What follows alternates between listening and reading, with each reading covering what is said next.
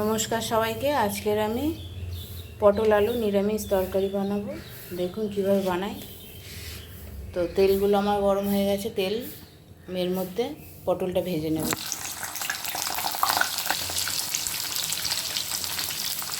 একটু হলুদ দিয়ে দেবো, একটু নুন দিয়ে দেবো।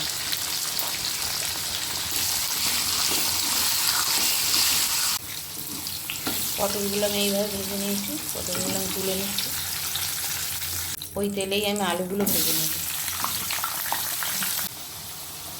একটু নুন দিয়ে দিলাম,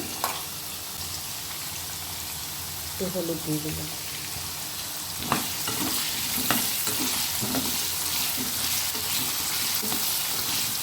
আলুটা আমাদের ভাজা হয়ে গেছে, আলুটা আমি তুলে নেব। ওই তেলের মধ্যেই আমি গোটা গরম মশলা, দুটো তেজপাতা দিয়ে একটু নেড়ে আমি এর মধ্যে আদা গ্রেট করে রেখেছি, আদা বাটাটা আমি দিয়ে দিচ্ছি।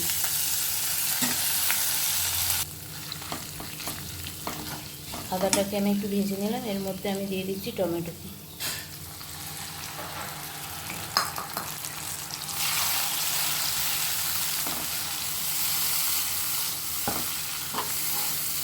এখন এর ওপরে আমি একে একে মশলাগুলো দিয়ে দেবো। দেবো একটু হলুদ গুঁড়ো, একটু জিরে গুঁড়ো, হলুদ গুঁড়ো আর জিরে ধনে গুঁড়ো দিয়েছি। আমি এখন লঙ্কা গুঁড়ো দিয়ে দিচ্ছি। এটাকে আমি ভালো করে কষিয়ে নেব।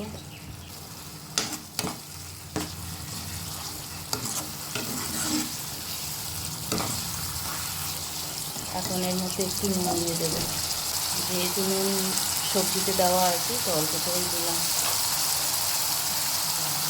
একটু জল দিয়ে আমি এটাকে ভালো করে কষিয়ে নেব।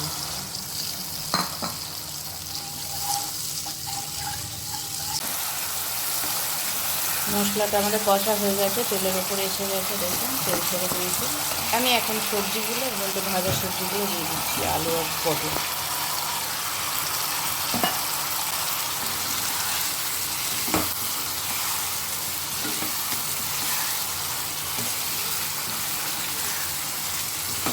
অল্প একটুখানি জল দিয়ে আমি এটা ভালো করে কষে নেব।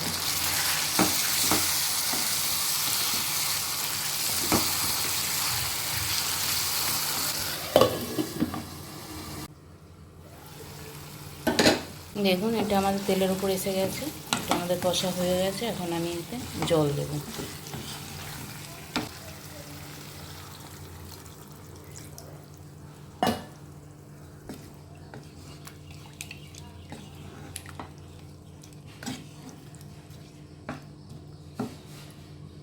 এটা আমি 10 মিনিটের মতো ঢাকা দিয়ে দিচ্ছি।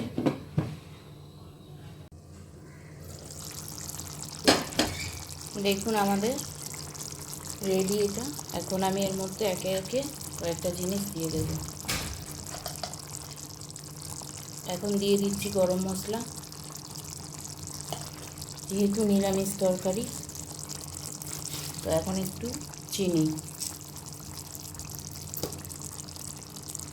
ওপর দিয়ে 1 চামচ ঘি দিয়ে দিলাম অল্প করে।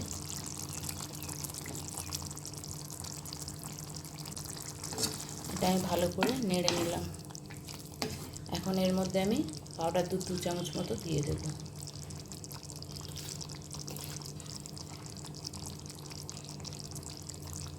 অনেকে তো নারকেল দুধ দিয়ে খায়, একবার পাউডার দুধ দিয়ে খেয়ে দেখবেন।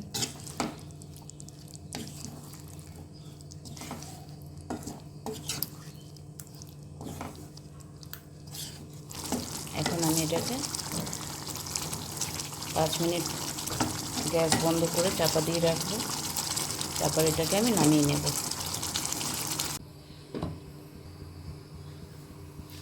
আমাদের রেডি নিরামিষ পটল আলুর তরকারি।